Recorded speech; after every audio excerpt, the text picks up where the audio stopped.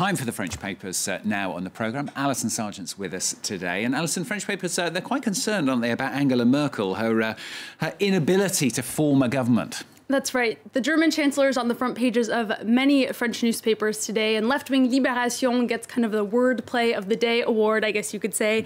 They say La Chancelière chancelle on their front page. The Chancellor wavers.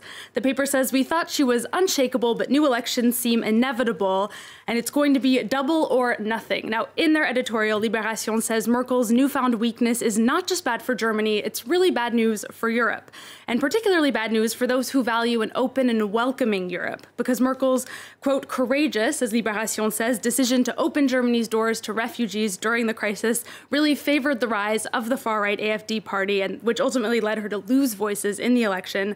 And Libération says intolerance is growing across Europe, and Merkel is paying the price. All Europeans should be thinking about what that means for the rest of the bloc. Yeah, you found a piece something in right-wing Le Figaro, actually wondering if this could be the end for Angela Merkel. That's right. Is the sun finally setting over Angela Merkel? That's what Le Figaro is asking today. They say on their front page, tormented Merkel is fighting for her political survival.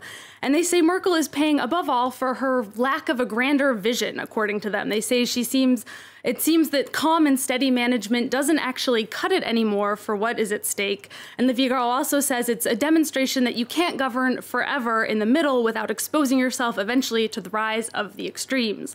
Le Figaro does have some optimism, though. They say Merkel is ready to fight and to do everything she can to save herself from a downfall. Germany, of course, is not the only European country that is struggling with forming a coalition government, is it? Now, the Netherlands actually broke a record this year for how long it took them to form a coalition government. That was after the far-right anti-EU, anti-Islam party came in second place in their elections.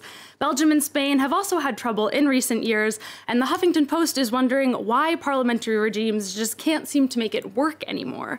The paper says that in part it's because proportional representation kind of naturally leads to a more fragmented government, but they also point to the 2008 economic crisis, which they say fed the rise of populist parties. Let's be smug for a moment, shall we, Alison? At least there is one country that has escaped this problem so far. Yes, I'm talking about France. Sorry, I'd like to be smug, but the problem is that France, although it has escaped the problem itself, is still very much impacted, especially because the very pro-Europe Emmanuel Macron had really bet all of his money on Angela Merkel being around to help him realize his ambitions of reforming the EU. Her stumble risks bringing him down as well, as you can see in this cartoon by Kak on the front page. Yeah, it's a good one. It shows the two of them depicted as ice dancers with a very anxious EU Commission President, Jean-Claude Juncker, looking on as Angela Merkel stumbles. And L'Opinion says, you know, without Berlin, France will not be able to make good on Macron's proposals. He wants to make Europe more democratic and increase solidarity between member states. Less certain that that's going to be able to happen. A bit tricky, yeah. Well, speaking of Macron's European reforms, he's been seeking the opinions of various political parties, hasn't he? He's on a consultation marathon, according to L'Opinion. They say he's trying to develop a plan that will please everyone, particularly the right-wing Les Républicains party. One high-profile member, Alain Juppé, you might remember him from last year's presidential primary, he's come out as a Macron supporter, and he says he will support the president in European policies despite the disagreement of his own party. Now, Macron's also getting ready for the 2018 European elections, and he wants to change the voting method. L'Opinion writes that Macron wants the country to vote as one single district rather than 8 smaller districts as they had in previous elections, and it's a system that analysts say is actually likely going to benefit his En Marche party. Well, if you can't be smug about elections, perhaps we can be smug about this one instead, Alison. Some good news, a new poll finding that young people here in France are actually optimistic about their futures. Surprises me, actually. I know, me too. This poll is on the front page of Aujourd'hui en France, Le Parisien today. Young and optimistic. They found that 78% of those under 26 feel that the future is actually quite bright. Now, this comes after France got a series of good news last week. We found out that there was a record Airbus deal. We were also awarded the Rugby World Cup. And Le Parisien says that this poll is even more good news because it means optimism is in fashion in France. Wow. For once, France, I might add, because as you said, Stuart, France not really known for its optimism, particularly Parisians.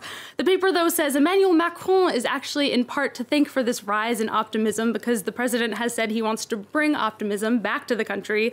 And if you're still not convinced, the Parisien has one final piece of evidence. France's birth rate is at almost 2 children per woman. That is higher than the European average of 1.5, and the paper says is not making babies the ultimate proof of optimism. Oh, very, very sweet. Very, very nice. A perfect press review there from Alison. The next one in 2 hours' time, the international one, will be even better. See, even I'm being optimistic.